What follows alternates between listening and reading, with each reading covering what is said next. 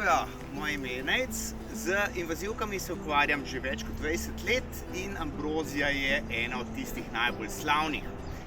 Tu smo na njenem rastišču in si jo lahko podrobneje pogledamo.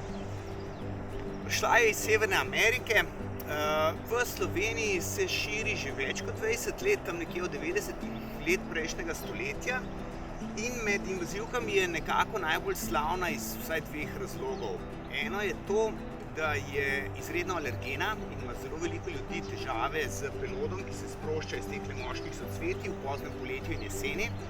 Drug razlog je pa ta, in je povezan s tem prvim, da je prva invazivka, ki jo dejansko moramo odstranjevati.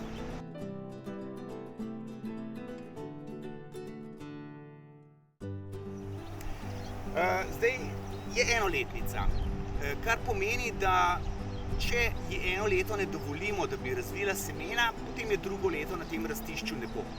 Težava je pa seveda v tem, da je mi navadno ne najdemo prvo leto, ko se nekje pojavi, kar pomeni, da je v prsti že dovolj semen iz prejšnjih let in ker so ta semena zelo dolgo kaljiva, imamo navadno težavo, da kljub temu, da lahko eno leto popolnoma pokosimo vse mlade ambrozije, bodo naslednje leto še iz tiste predlanske semenske zaloge rastle, tako da se je ni tako enostavno znebiti, kot bi si mogoče želeli. Najrajši ima takale zapuščena rastišča, kot so kakšna puščena ali pa malo rabljena gradbišča, kot so robovi cest, robovi železnic. Najdemo pa tudi med kulturnimi rastlinami, recimo med koruzo, med bučami, med sončnicami. In ravno na kmetijskih površinah je problem v tem, da se tam na veliki površini lahko zelo množično pojavlja.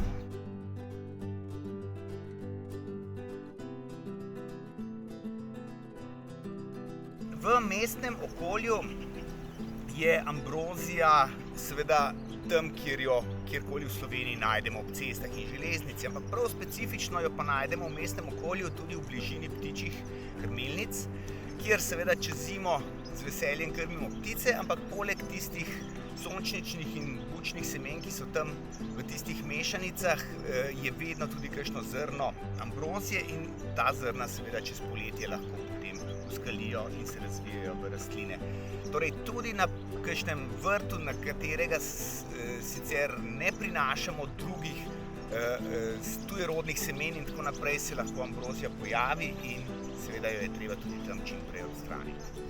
Načeloma seveda se jo da z uporabo različnih herbicidov tudi tam nadzirati, ampak vidimo, da praksa kaže, da ti načini odstranjevanja niso dovolj učinkoviti, da bi se res lahko lokalno dokončno znebili, kar pomeni, da je treba leto za letom te postopke ponavljati, se jo truditi, zmanjševati, izkopavati, ruvati in tako naprej.